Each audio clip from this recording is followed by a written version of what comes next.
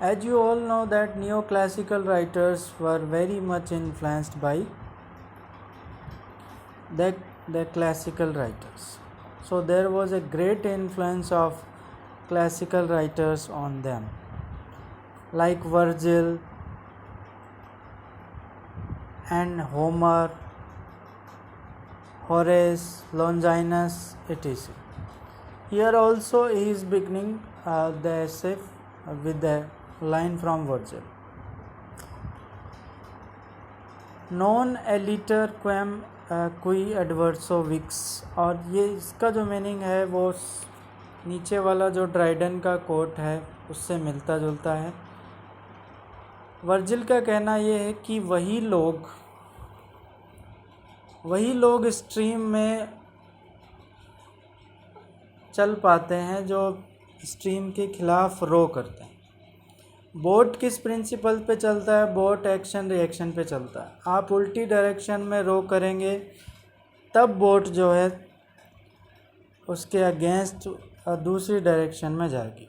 तो यहाँ भी वही है कि एडवर्स हो, मतलब आप जब उल्टी डायरेक्शन में उसको रो करेंगे तब जाके आपकी जो बोट है वो आगे चल पाएगी।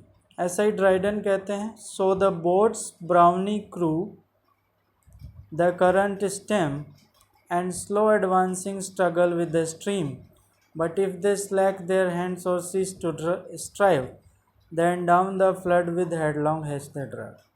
कि अगर उन्होंने जो है हैंड्स को स्लैक कर दिया या फिर स्ट्राइव करना बंद कर दिया या फिर स्ट्रीम के खिलाफ उन्होंने फर्ट लगाना बंद कर दिया, then they will go down and with the headlong haste they drive। इसका मतलब स्ट्रगल करते रहना चाहिए, और अगर आप स्ट्रगल नहीं करेंगे तो आप जो है नहीं रो कर पाएंगे अपनी लाइफ में भी। तो जैसा कि डार्विन का struggle of the survival of the fittest है, वही व्यक्ति सर्वाइवल कर पाएगा जो फिट होगा, यानी जो नेचर के खिलाफ अपने आप को एडजस्ट कर लेगा वही सर्वाइव कर पाएगा। In the same way here what Virgil is saying in Latin, the same thing has been described by Dryden. So the boats brawny crew the current stream and slow advancing struggle with the stream. अगर आप stream से struggle करते रहेंगे तो आप आगे चलते रहेंगे, और जैसे ही आपने हैंड स्लैक कर दिए या फिर आप स्ट्राइव करना अगर बंद कर देते हैं तो आप सीधा हेडलॉन्ग जाएंगे, बोट जो है आपकी नहीं रो कर पाएगी उसमें। इन द सेम वे लाइफ की बोट जो है वो भी ऐसे ही चलती। तो आपने देखा पिछले 3 एसेज में भी जो शुरुआत है वो लैटिन या ग्रीक से हुई है, because they were very much influenced by classical writers. That's why they call themselves neoclassical writers. They followed the classical in the new way. They followed the classical in the new way. That's why they added neo before classical. So they call themselves neoclassical writers because they followed the classical in the new way. It is with much satisfaction, Addison is starting the essay and saying that it is with much satisfaction that I hear this great city inquiring day by day after these my papers।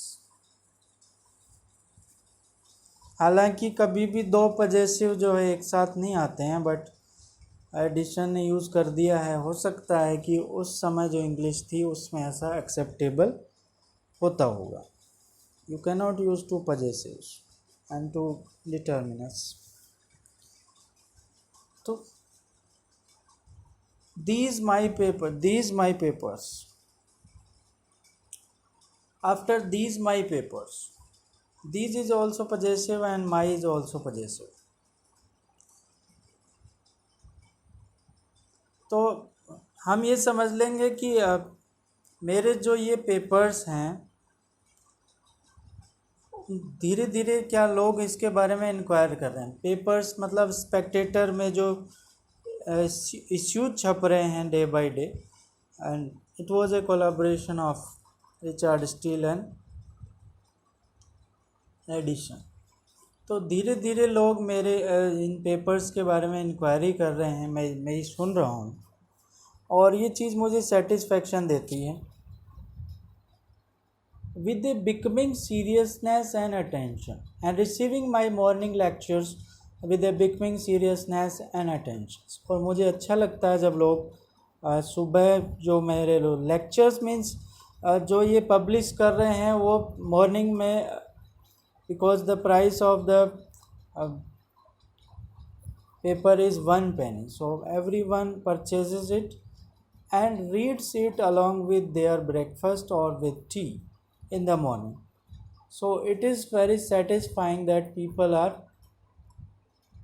inquiring day by day after my papers.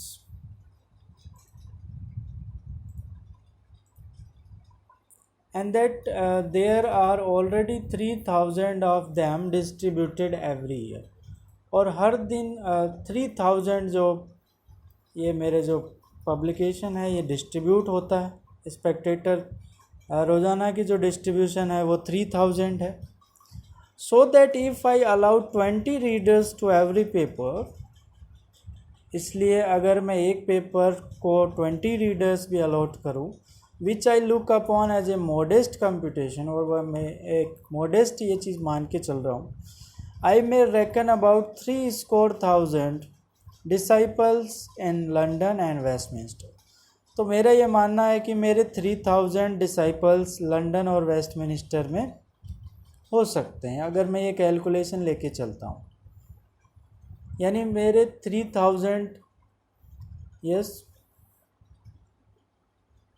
Addition. तो अगर मैं ये calculate करूँ कि रोज़ाना 3000 जो ये मेरे ये जो पेपर्स हैं डिस्ट्रीब्यूट हो रहे हैं, तो ये मान सकता हूँ कि मेरे लंदन और वेस्टमिंस्टर में 3000 डिसाइपल्स तो होंगे, ऐसा मैं मान के चल रहा हूँ। और मैं बहुत ज़्यादा सेटिस्फाइड हूँ कि लोग मेरे इन पेपर्स के बारे में डे बाय डे इंक्वायर कर रहे हैं, और बहुत अच्छे सीरियसनेस और अटेंशन के साथ इन लेक्चर्स को वो रिसीव कर रहे हैं। यानी अगर जैसे हम न्यूज़पेपर पढ़ते हैं मॉर्निंग में, वैसे ही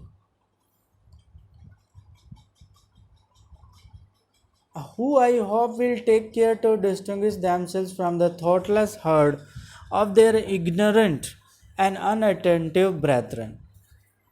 तो मैं मान के चलता हूँ कि वो लोग अलग हैं उन लोगों से जो कि थॉटलेस हैं, हर्ड मीन्स ग्रुप।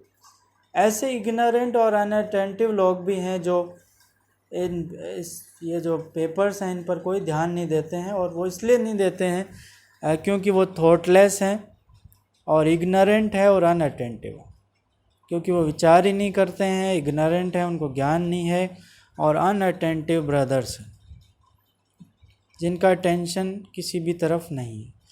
तो उन लोगों से मैं उनको अच्छा मानता हूँ जो लोग कुछ भी नहीं सोचते हैं, इग्नोरेंट है और अनअटेंटिव है। उन लोगों से ये जो 3000 जो मेरे डिसाइपल्स हैं उनको मैं अलग मानता हूँ, डिस्टिंग्विश करता हूँ। Since I have raised to myself so great an audience, I shall spare no pains to make their instruction agreeable। क्योंकि मेरी बहुत ज़्यादा ऑडियंस हो चुकी है, मैंने बहुत ज़्यादा ऑडियंस कम कर लिया है अपने पेपर्स के माध्यम से, तो मैं उनके इंस्ट्रक्शंस को मानने के लिए बाध्य हूँ, और मैं हर संभव प्रयास करूँगा कि मैं उनकी जो एक्सपेक्टेशन है वहाँ तक पहुँच पाऊँ। एंड देयर डाइवर्शन यूज़फुल, और उनके डाइवर्शन को मैं यूज़फुल कर सकूं। जो वो अपने माइंड को मेरे पेपर्स पर डाइवर्ट करते हैं, उस डाइवर्शन से मैं उनको कुछ अच्छा दे सकूं, तो ऐसे हर संभव प्रयास मैं करूंगा। For which reasons I shall endure to enliven mortality with wit and to temper wit with morality.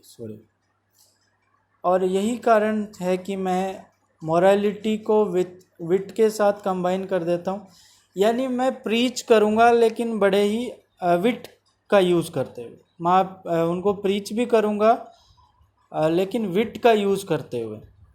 And to temper wit with morality, और विट का यूज़ करूँगा मोरालिटी के साथ। यानी जब मैं प्रीच करूँगा तो मैं उसमें विटिंगली उसको यूज़ करूँगा, बड़े ही लाइट तरीके से मैं मोरालिटी का मैसेज उनको दूंगा।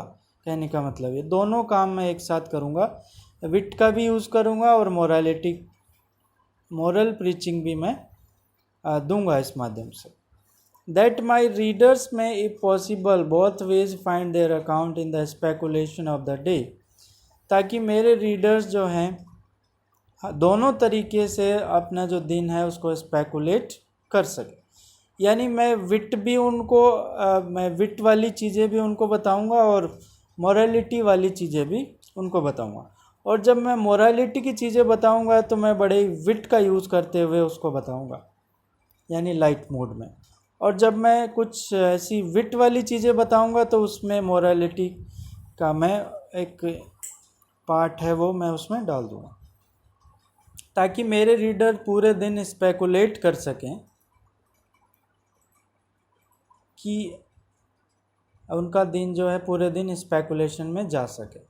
And to the end that their virtue and discretion may not be short, ताकि उनका जो वर्च्यू है, जो अच्छे जो कार्य करने की प्रवृत्ति है, और डिस्क्रेशन विवेक है, वो शॉर्ट नहीं हो सके, ट्रांजिएंट थोड़े समय तक नहीं रह सके, इंटरमिटेटिंग स्टार्ट्स ऑफ थॉट केवल शुरुआत होकर ही ख़त्म नहीं हो जाए।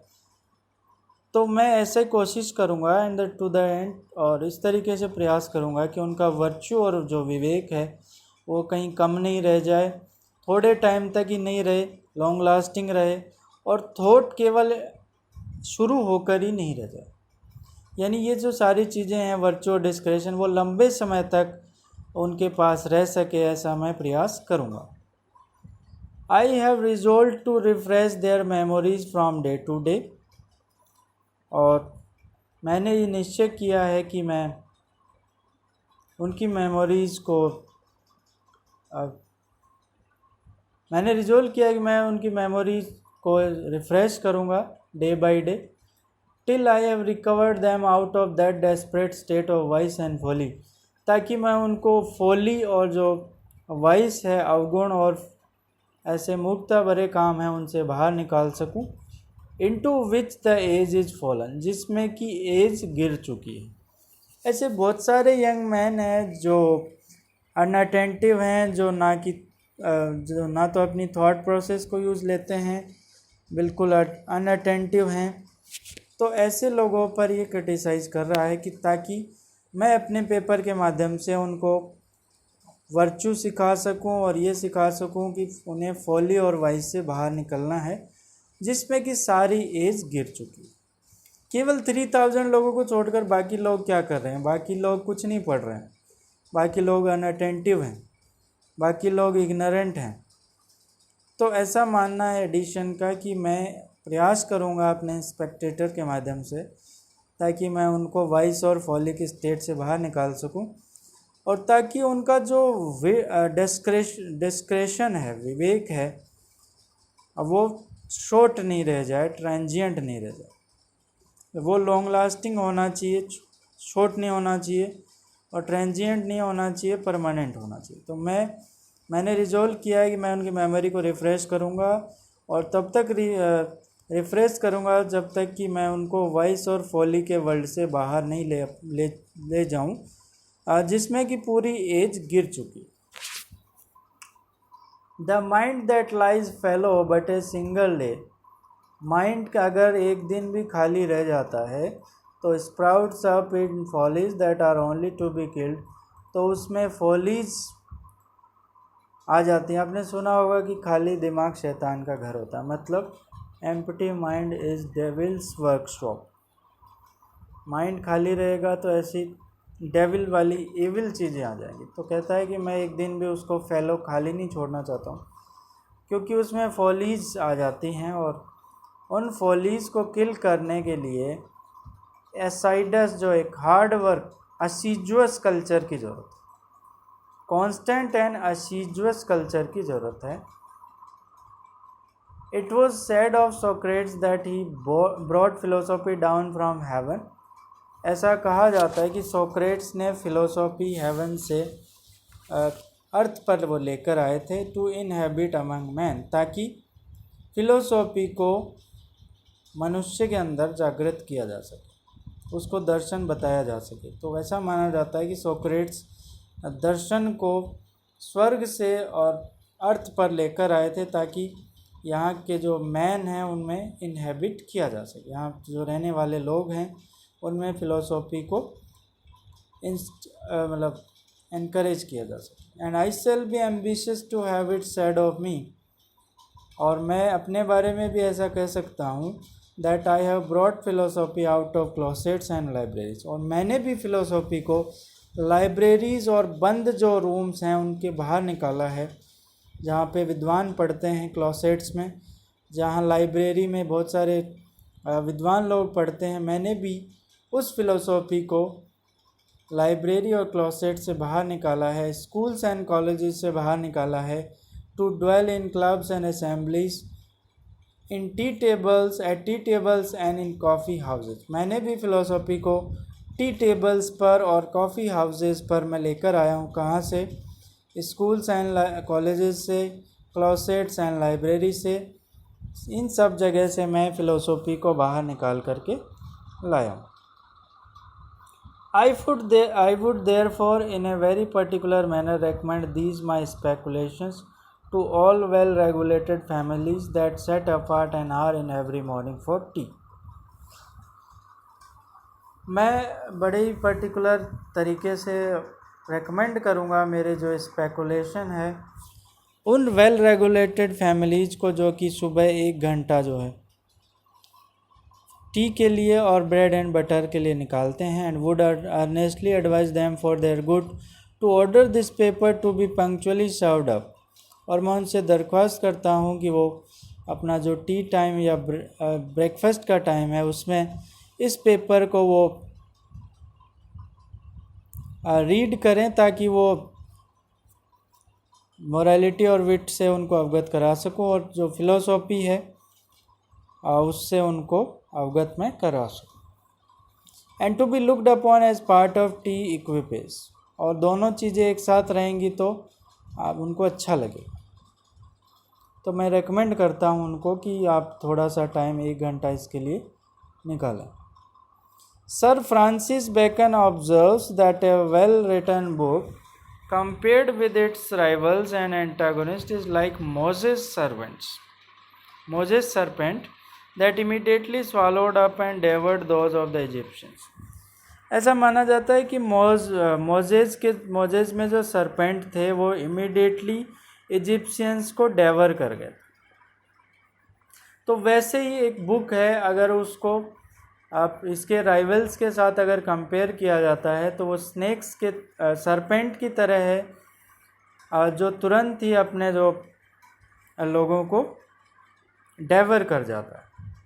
तो जैसे मोजेस में जो सरपेंट था वो सब इजिप्शियंस को डेवर कर गया था, निगल गया था, वैसे ही बैकन कहते हैं कि अगर किसी बुक को उसके राइवल से अगर कंपेयर कर लिया तो बुक भी सरपेंट की तरह है और उस बुक का कोई वर्थ फिर नहीं। इसलिए किसी भी अच्छी चीज़ को कंपेयर नहीं करना चाहिए इसके राइवल्स और एंटागोनिस्ट के साथ। I shall not be so vain as to think that where the spectator appears, the other public prints will vanish. मेरा ये मानना भी बेकार है कि अगर मैं ये सोचूं कि मेरा स्पेक्टेटर ही चले और बाकी अदर जो पब्लिक प्रिंट है वो वैनिश हो जाएंगे, तो ये भी व्यर्थ की बात है। कि मैं ये मानूं कि मेरा एक स्पेक्टेटर ही मार्केट में चलना चाहिए, बाकी सब वैनिश हो जाएंगे, तो ये भी बड़ी एक अच्छी बात नहीं है।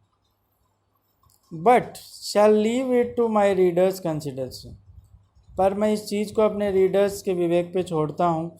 Whether it is not much better to be late in to the knowledge of one self then to here what passes in Muscovy और पोलैंड। क्या ये अच्छी बात नहीं है कि आप पोलैंड या मस्कोवी में क्या हो रहा है उसको पढ़ कर के अपना टाइम पास करें? इससे अच्छा है कि आप अपने नॉलेज को इन्हेंस करें। तो मैं रीडर पे छोड़ता हूँ कि आपको कौन सा पेपर पढ़ना चाहिए, ऐसा पेपर जो आपके ज्ञान में वृद्धि करे या ऐसा पेपर जो आप में पोलैंड और मस्कोवी में क्या चल रहा है उसकी बात करें। तो कुछ न्यूज़पेपर क्या होते हैं, बड़ी नेगेटिव न्यूज़ छापते हैं, उनके पास पॉजिटिव न्यूज़ होती ही नहीं है, ये हो गया वो हो गया ये। तो एडिशन कह रहे हैं कि मैं रीडर से पूछना चाहता हूँ कि क्या आप ऐसे पेपर को पढ़ना चाहोगे जो आपके नॉलेज को इन्हांस करे, या फिर आप ऐसे पेपर को पढ़ना चाहोगे जो नेगेटिविटी वाली चीज़ों को बताता है, जैसे कि पोलैंड और मस्कोवी में क्या हो रहा है उसको बताता है। Rather than reading such nonsense things, people should read the knowledgeable things that exist in the Spectator, and to amuse ourselves with such writings as tend to the wearing out of ignorance। और क्या हमें ऐसी चीज़ें नहीं पढ़नी चाहिए जो हमारे अज्ञान को कम करती हैं, पैशन और प्रेजुडिस को कम करती हैं। Then such naturally conduce to inflame hatred, या फिर वो चीज़ें पढ़नी चाहिए जो हैट्रेड नफ़रत को फैलाती हैं और शत्रुता को इररिकॉन्सिएबल करती हैं। ऐसी शत्रुता, ऐसी एनिमिटी प्रोड्यूस हो जाती है जिसको कि रिकॉन्साइल नहीं किया जा सकता। इसलिए मैं ये रीडर्स पे छोड़ता हूँ कि वो डिसाइड करें कि उन्हें क्या अपने ज्ञान में वृद्धि करनी है, या फिर ऐसी नेगेटिविटी वाली चीज़ों को पढ़ना है कि पोलैंड में क्या हो रहा है, या उनको अपने अज्ञान को कम करना है, या उन्हें ऐसी चीज़ें पढ़नी है जो नफ़रत फैलाती हैं या ऐसी शत्रुता पैदा करती हैं जिनको कभी ख़त्म नहीं किया जा सकता। तो रीडर्स आप डिसाइड कीजिए। एडिशन कह रहा है कि क्या आपको स्पेक्टेटर पढ़ना है या दूसरे प्रिंट जो दूसरे पेपर्स हैं वो पढ़ना है। मैं ये आप पर छोड़ता हूँ, क्योंकि किसी एक बेकन ने भी कहा है कि किसी अच्छी बुक को अगर आप इसके प्रतिद्वंदियों से अगर कंपेयर करते हैं तो ये मोजेस के सरपेंट की तरह है, और ऐसा सरपेंट जो इजिप्शियंस को निगल गया था, वैसे ही अच्छी चीज़ को अगर आप कंपेयर करते हैं तो उसका वैल्यू कम हो जाता है। तो आप खुद डिसाइड कीजिए कि आपको क्या करना है।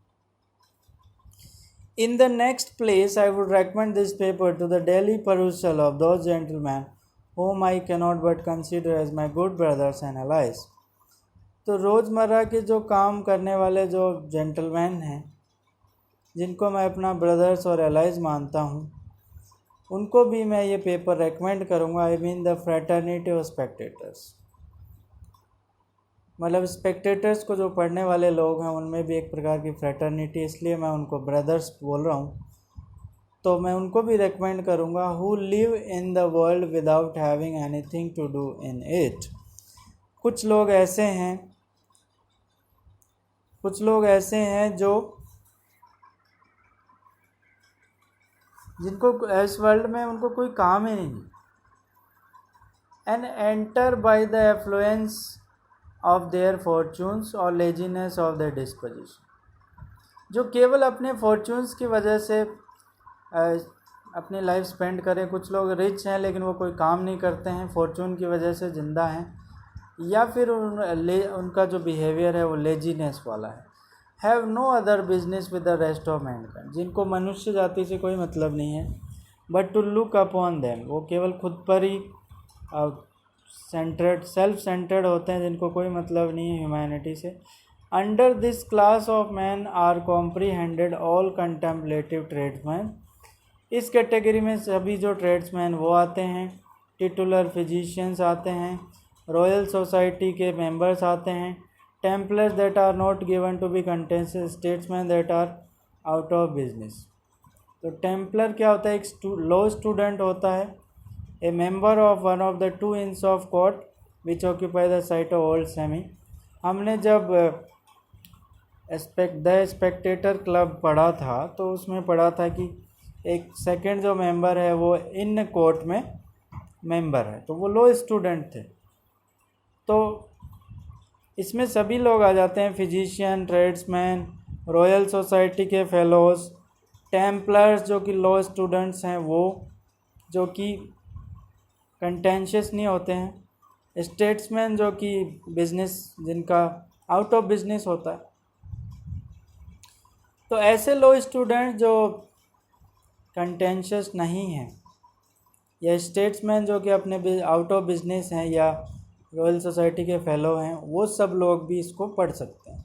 इन short every one that considers the world as theatre, हर कोई व्यक्ति जो वर्ल्ड को थिएटर मानता है, and desires to form a right judgment of those who are the actors on it, और इस वर्ल्ड को हम अगर थिएटर मान लेंगे तो जो लोग हैं उनको एक्टर्स मानना पड़ेगा, और उन लोगों का जजमेंट अगर हम करना चाहते हैं तो हमें स्पेक्टेटर जैसे पेपर को पढ़ना चाहिए। तो मैं उनसे भी एक आग्रह करूंगा कि ऐसे लोग जिनको इस वर्ल्ड में करने के लिए कुछ नहीं है और जो फॉर्चून्स की वजह से दे आर लिविंग, और उनका बिहेवियर लेजीनेस वाला है और उनके पास मनुष्य जाति के लिए कोई काम नहीं है, तो वो ऐसा कर सकते हैं, इस न्यूज़पेपर को जो पेपर है उसको पढ़ सकते हैं। There is another set of men that I must likewise lay claim to, एक दूसरा सेट और है जिसको मैं अपील करना चाहूँगा।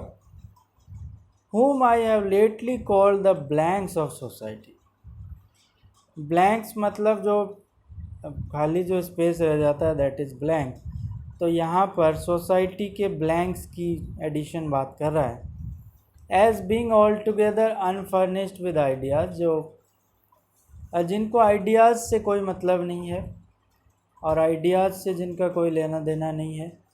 Till the business and conversation of the day has supplied them, और पूरा दिन उनका जो काम में निकल जाता है और आइडियाज़ के वे उनका माइंड जो है ब्रेन आइडियाज़ से अनटच्ड रहता है और उनका जो पूरा दिन है वो इसी में निकल जाता है। I have often considered these poor souls with an eye of great commiseration। मैं ऐसे लोगों के प्रति बहुत ज़्यादा सहानुभूति रखता हूँ। When I have heard them asking the first man they have met with, ऐसे लोग जैसे ही कोई पर्सन मिलता है उससे पूछते हैं whether there was any news stirring, क्या कोई ऐसी न्यूज़ है जो सनसनीखेज ऐसी कोई न्यूज़ है। And by that means gathering together material for thinking, और ऐसे लोग जब कोई उनको न्यूज़ बता देता है तो उनको सोचने के लिए मटीरियल मिल जाता है। तो एक ऐसा तबका भी है जिसके साथ मैं सहानुभूति रखता हूँ, और मैंने बहुत बार सुना है कि वो किसी व्यक्ति से पूछते हैं क्या कोई आज न्यूज़ है, and by that means gathering together material for thinking, और वो अपने सोचने के लिए उनको मटीरियल मिल जाता है। These needy persons do not know what to talk of, और ऐसे लोगों को नहीं पता है कि किस चीज़ की बातें करनी है। Till about 12 o'clock in the morning, जब मॉर्निंग में 12 बजे तक ऐसे लोगों को मालूम नहीं रहता है, जब तक कि वह ऐसे लोगों से नहीं मिल रहे जिन्होंने पेपर को पढ़ा, और वो उनसे पूछते हैं कि आज कोई न्यूज़ है, और फिर 12 बजे तक वो वेट करते हैं पर्सन्स का, फिर वो सोचना शुरू करते हैं। For by that time they are pretty good judges of the weather, जब तक कि उन्हें कोई न्यूज़ नहीं मिलती है तब तक वो या तो मौसम के बारे में बात करते हैं कि आज मौसम ऐसा है, और know which way the wind sets, और हवा किस तरफ से आ रही है, and whether the Dutch mail be come in, क्या डच मेल यहाँ पर आएगी या नहीं। ये सब चीज़ों तक से वो 12 बजे तक अपना टाइम पास करते हैं, जब तक कि उन्हें कोई ऐसा व्यक्ति नहीं मिल जाए जिसके पास कोई न्यूज़ हो और सारे दिन वो उस पर सोच सकें। As they lie at the mercy of the first man they meet, और वे ऐसे लोगों की मर्सी पर डिपेंड हो जाते हैं जो भी उन्हें पहला व्यक्ति मिलता है, एंड आर ग्रेव और impertinent all the day long, और पूरे दिन उनका व्यवहार जो है सीरियस रहता है, अब संगत नहीं रहता है, इम्पर्टिनेंट रहता है, कंसिस्टेंट नहीं रहता। According to the notions which they have imbibed in the morning, जैसा मॉर्निंग में वो नोशंस को एम्बाइब करते हैं, अपने माइंड में रखते हैं, वैसा ही वो बिहेवियर रखते हैं फिर पूरे दिन। I would earnestly entreat them not to stir out of their chambers till they have read this paper. उनसे भी ये कहूँगा कि जब तक आप इस पेपर को ना पढ़ लें उसके बाद ही आप बाहर जाएं, ताकि आपका सोचने के लिए मटेरियल काफ़ी मिल जाए और आपका जो मूड है वो ख़राब नहीं हो, आप इम्पर्टिनेंट नहीं हो पूरे दिन। and do promise them that I will daily instill into them such sound and wholesome sentiments. और मैं उन लोगों को प्रॉमिस करता हूँ कि मैं पूरा प्रयास करूँगा कि ऐसी अच्छी और साउंड सेंटिमेंट्स को मैं इसमें इंक्लूड करूँ, as shall have a good effect on their conversation for the ensuing 12 hours. और आगे आने वाले जो 12 घंटे हैं उसमें आप इसका एक अच्छा इफ़ेक्ट पड़े, मैं ऐसे कोशिश करूँगा, ऐसे सेंटिमेंट्स डालूँगा कि 12 घंटे तक वो जो है अच्छा इफ़ेक्ट उस पर डाले. But there are none to whom this paper will be more useful than to the female world. Female world से ज़्यादा इस पेपर का यूज़फुलनेस जो है कहीं नहीं हो सकती है. I have often thought there has not been sufficient pains taken in finding out proper employments and diversion for the fair ones. कई बार मैं सोचता हूँ कि मैंने जो फीमेल वर्ल्ड है उसके लिए मैंने अच्छे प्रयास नहीं किए, अच्छे एफर्ट नहीं किए हैं. Their amusement seemed contrived for them. मुझे ऐसा लगता है कि उनके जो अम्यूज़मेंट हैं वो पहले से निश्चित हैं और वो आर्टिफिशियल हैं.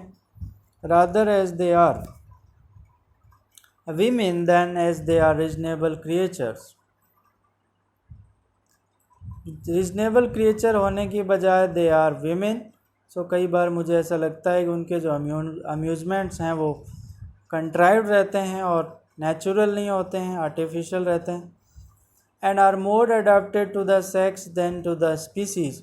मनुष्य जाति के बारे में सोचने की बजाय वो अपने जो फीमेल जो वर्ल्ड है उस तक ही वो सीमित रहती हैं. The toilet is their great scene of business.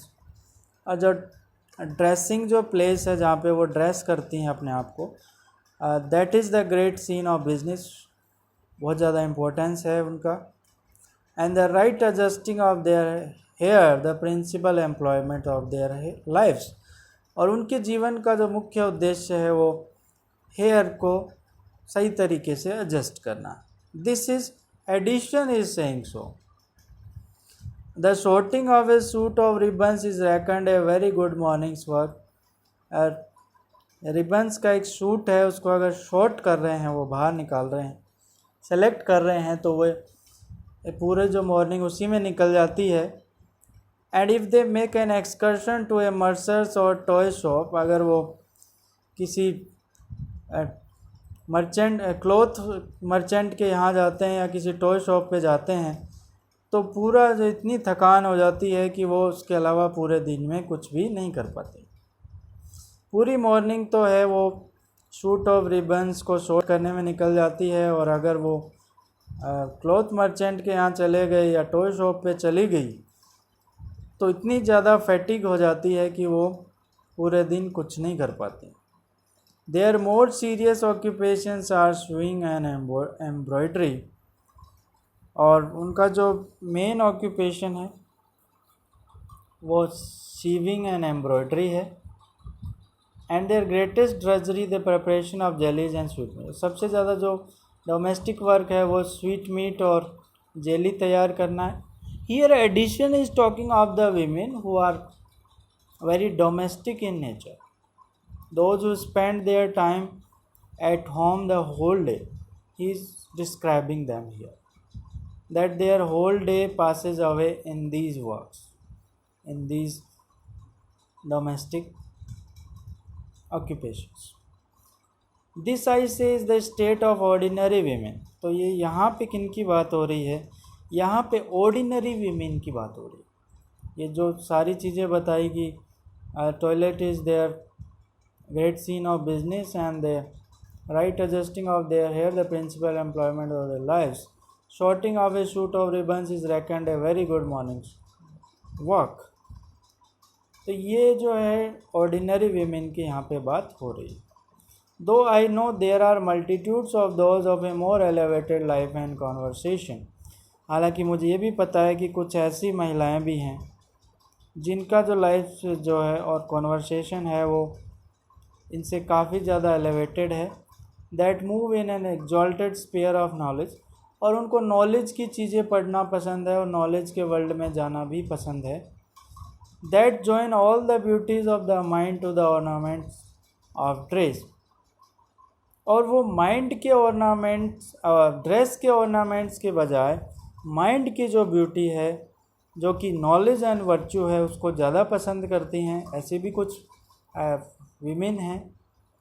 And inspire a kind of of and respect, और एक प्रकार का रिस्पेक्ट उनके लिए माइंड में आ जाता है, because they like the beauties of mind rather than the ornaments of dress. तो इसलिए एक रिस्पेक्ट भी आता है उन फीमेल लेडीज़ के लिए, वीमेन के लिए, जो नॉलेज को ज़्यादा प्रेफर करती हैं, वर्च्यू को ज़्यादा प्रेफर करती हैं। I hope to increase the number of these by publishing this daily paper. तो मैं उन के लिए भी इस पेपर को ताकि नंबर जो है इसका बढ़ सके, वो लोग उनको भी पढ़ना चाहिए जो माइंड की ब्यूटी को ज़्यादा लाइक करते हैं। Which I shall always endure to make an innocent if not an improving entertainment. मैं उनके लिए भी ऐसा प्रयास करूँगा कि मैं जितना मुझसे प्रयास हो सकता है, मैं उनके लिए भी इस तरीके की चीज़ें इसमें इंक्लूड करूँगा। अगर एंटरटेनमेंट नहीं हो सका तो कुछ इनोसेंट चीज़ें मैं उनको बताने की कोशिश करूँगा। And by that means at least divert the minds of my female readers from greater trifles. और जो तुच्छ चीज़ें हैं उनसे फीमेल रीडर्स का माइंड डाइवर्ट ज़रूर कर पाऊँगा। At the same time as I would fain give some finishing touches to those which are already the most beautiful pieces in human nature. इसी तरीके से मैं कुछ ऐसे लोगों को भी फिनिशिंग टच दे पाऊँगा जो ह्यूमन नेचर के लिए बड़े ब्यूटीफुल पीसेज हैं। नेचर बहुत अच्छा है उन लोगों का। I shall endure to point out all those imperfections that are blemishes. और उन लोगों की जो वीकनेसेस हैं उनको मैं बताने का कोशिश करूँगा, उनके जो इनपरफेक्शंस हैं उनको मैं बताने की कोशिश करूँगा, ब्लेमिशेस जो वीकनेसेस हैं उनको बताने की कोशिश करूँगा, as well as those virtues which are the embellishment of the sex. और जो फीमेल जो वर्ल्ड हैं उनके जो वर्चूज़ हैं उनको भी मैं बताने की कोशिश करूँगा। In the mean while I hope these my gentle readers who have so much time on their hands, और ऐसे लोग जिनके पास बहुत सारा टाइम है, will not grudge throwing away A quarter of an hour in a day on this paper. जिनके पास खूब सारा टाइम है वो 1 घंटा इस पेपर पर ज़रूर निकालेंगे, ऐसा मैं सोचता हूँ। Since they may do it without any hindrance to business, क्योंकि उन लोगों के पास करने के लिए कोई काम नहीं है, इसलिए मेरा मानना है वो लोग अपना 1 घंटा इसमें ज़रूर स्पेंड करेंगे। I know several of my friends and well wishers are in great pain for me lest I should not be able to keep up the spirit of a paper which I oblige myself to furnish every day. मैं ऐसे मेरे well wishers को भी जानता हूँ, बहुत सारे well wishers हैं जिनको जो कि बड़ी तकलीफ़ में हैं। उन्हें ऐसा लगता है कि अगर मैं हर दिन अपनी स्पिरिट को कीप अप नहीं रख पाया, अपनी स्पिरिट को मेंटेन नहीं रख पाया, जिस स्पिरिट से मैं रोज़ाना इस पेपर को फर्निश करता हूँ, तो क्या होगा। But to make them easy in this particular, I will promise them faithfully to give it over as soon as I grow dull. लेकिन मैं उन लोगों को आसानी से कह देना चाहता हूँ कि जिस दिन मैं डल हो गया उस दिन मैं इसको गिव ओवर कर दूँगा। यानी जब तक मैं इस स्पिरिट को मेंटेन मैंने कर रखा है तब तक ही मैं इस पेपर को कंटिन्यू करूँगा, और जिस दिन मुझे लगा कि मैं डल हो गया हूँ, इतनी स्पिरिट वो नहीं रही है जो इस पेपर में पहले थी, तो मैं इसको गिव ओवर कर दूंगा। This I know will be matter of great raillery to the small wits. मैं जानता हूँ कि कुछ तुच्छ जो सोच वाले व्यक्ति हैं, हो सकता है उसके लिए मजाक का विषय हो। Who will frequently put me in mind of my promise, और वो लोग मुझे कहेंगे कि आपने जो प्रॉमिस किया था इसको कंटिन्यू करने का, उससे वो मुझे टीज भी कर सकते हैं। Desire me to keep my word, मेरा प्रॉमिस पूरा करने के लिए बोल सकते हैं। Assure me that it is high time to give over, कह सकते हैं कि आप इसको अब छोड़ दीजिए। With many other pleasantries of the like nature which man of a little smart genius cannot forbear throwing out against their best friends. हालांकि इतने मेरे डिसाइपल्स हो चुके हैं, इतने मेरे फॉलोवर्स हो चुके हैं, तो बड़ा मुश्किल हो जाता है उनको लीव करना। when they have such a handle given them of being witty. But let them remember that I do hereby enter my caveat against this piece of raillery. लेकिन आप ये चीज़ याद रखना कि वो कितना ही उसका मजाक उड़ा लें, बट मैं अपने प्रॉमिस पर पूरा उतरूँगा। तो इस चीज़ का जो मेरे रीडर्स हैं मैं उनको बताना चाहता हूँ कि मैं अपने प्रॉमिस को मेंटेन रखूँगा। जिस दिन मुझे लगेगा कि मैं डल हो गया हूँ उस दिन मैं इस पेपर को इश्यू करना बंद कर दूँगा। और मैं कोशिश करूँगा सब लोगों के लिए इन्होंने बात की है, फीमेल वर्ल्ड के लिए भी बात की है। उसमें there are 2 categories, one is the ordinary, first he is talking of ordinary women who spend their whole time in domestic business and they have no time to read this paper, and the other one are multitudes of those of a more elevated life and conversation जो कि knowledge and virtue के field में कुछ जानना चाहती है। तो उन लोगों उन सबको मैं कहना चाहूँगा कि उन्हें इस पेपर पे फोकस करना चाहिए। उससे पहले इन्होंने बात की है ऐसे लोगों के लिए जो जिनको कुछ भी काम नहीं है और वो आसानी से 1 घंटा इस पर निकाल सकते हैं। और ऐसे लोगों को भी मैं कहना चाहूँगा जो फर्स्ट पर्सन उन्हें 12 o'clock पर मिलता है, उससे पूछ करके फिर पूरे दिन वो अब सोचने के लिए मटेरियल चाहिए, तो उनको भी मैं कहूँगा कि इस न्यूज़पेपर को पढ़ें, ताकि घर से निकलने से पहले इस न्यूज़पेपर को पढ़ें ताकि उनको भी सोचने के लिए विचार मिल सकें। और टेम्पलर रॉयल सोसाइटी और ऐसे लोग जो हैं उन जिनके साथ मेरी सहानुभूति भी है, तो उनको भी मैं कहना चाहूँगा कि वो इसको रीड करें और इसको कंपेयर नहीं करना है। और कोशिश करूँगा कि नेगेटिव चीज़ें पढ़ने से बेटर है कि आप अपने नॉलेज को इन्हांस करें। वेल रेगुलेटेड फैमिलीज़ को भी मैं बोलूँगा जो अपने टी के साथ इसको पढ़ सकते हैं।